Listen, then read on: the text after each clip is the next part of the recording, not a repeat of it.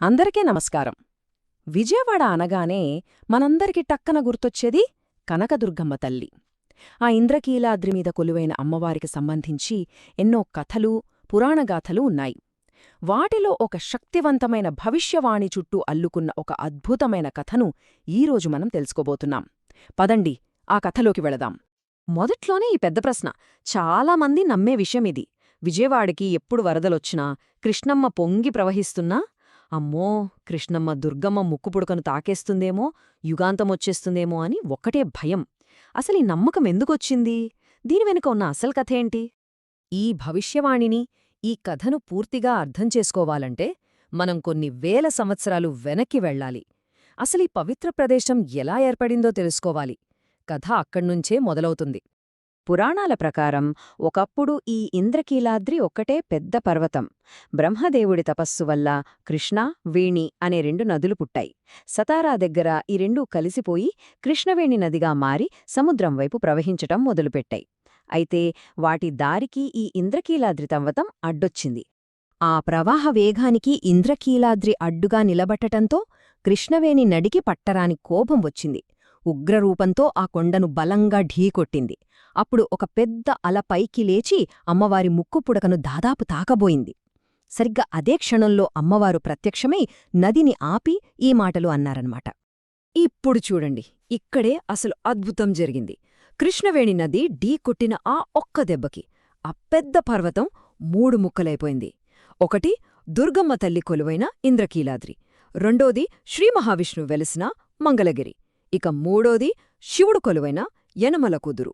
అలా ఈ ప్రాంతంలో త్రిమూర్తులు వెలిశారు. సరే, కొండలు ఎలా ఏర్పడ్డాయో చూశాం కదా. ఇప్పుడు అసలు కథలోకి, అంటే మన అమ్మవారి కథలోకి వెళ్దాం. ఆమె భయంకరమైన దేవత నుండి మనందర్నీ కాపాడే కరుణామయిగా ఎలా మారిందో చూద్దాం. అవును, మీరు విన్నది నిజమే. అమ్మవారు మొదట ఇంద్రకీలాద్రి మీద వెలిసినప్పుడు ఆమెది ఉగ్రరూపం. ఆమె తేజస్సును చూసి ప్రజలు వణికిపోయేవారు.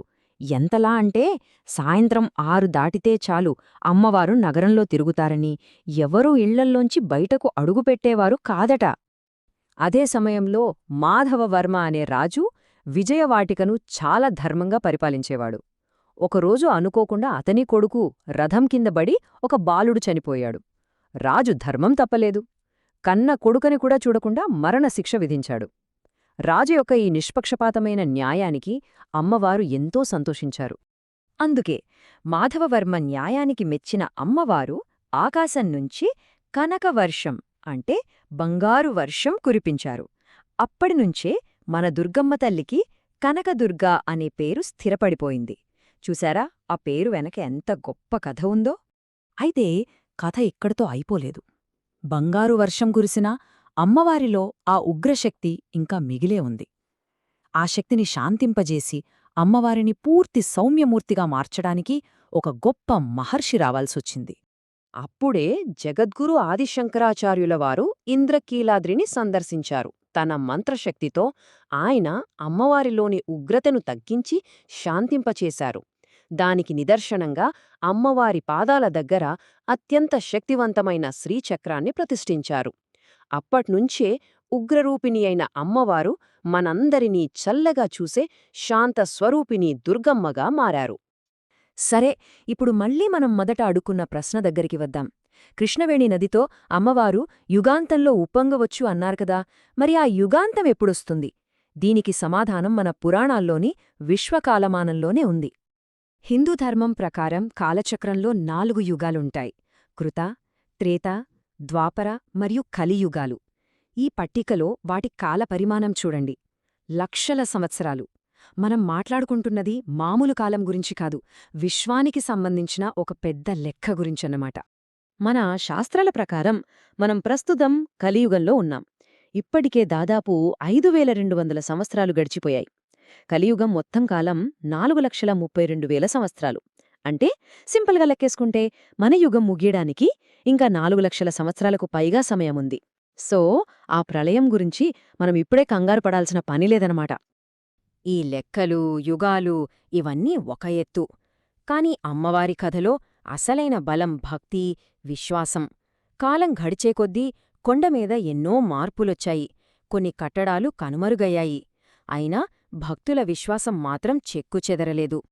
ఒకప్పుడు ఇంద్రకీలాద్రి మీద 2 చాలా పవిత్రమైన, శక్తివంతమైన తీర్థాలు ఉండేవట. ఒకటి శివుడు సృష్టించిన దుర్గాకుండం, ఇంకొకటి అంబాకుండం అంటే చీకటి కోనేరు. కాని బాధాకరమైన విషయమేంటంటే ఇప్పుడు ఆ 2 పవిత్ర స్థలాలు నిర్మాణాల కింద కప్పబడిపోయాయి. భక్తికి డబ్బుతో, హోదాతో సంబంధం లేదని చెప్పడానికి ఒక చిన్న అందమైన కథ ఉంది. ఒక మామూలు రిక్షా కార్మికుడి కథ. పాపం అతనికి రోజంతా ఒక్క సంపాదన కూడా లేదు. నిరాశతో ఇంటికి వెళ్తుండగా అర్ధరాత్రిపూట ఒక మహిళ వచ్చి కొండపైకి తీసుకెళ్లమని అడిగింది.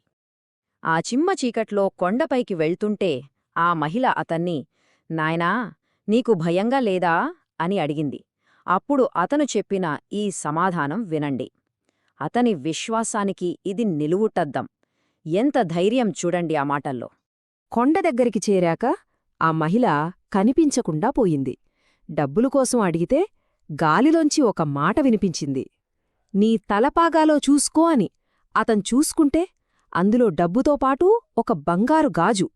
అప్పుడు తెలిసొచ్చిందతనికి, తన రిక్షాలో ప్రయాణించింది సాక్షాత్తు జగన్మాతే అని.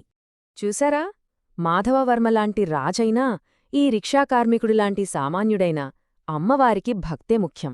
ధనిక, పేద అనే భేదం ఆమెకు లేదు. నిజమైన భక్తి ఉంటే చాలు, ఆమె కరుణిస్తుంది. ఆ పవిత్రమైన కుండాలు ఇప్పుడు మన కళ్ళకి కనిపించకపోవచ్చు.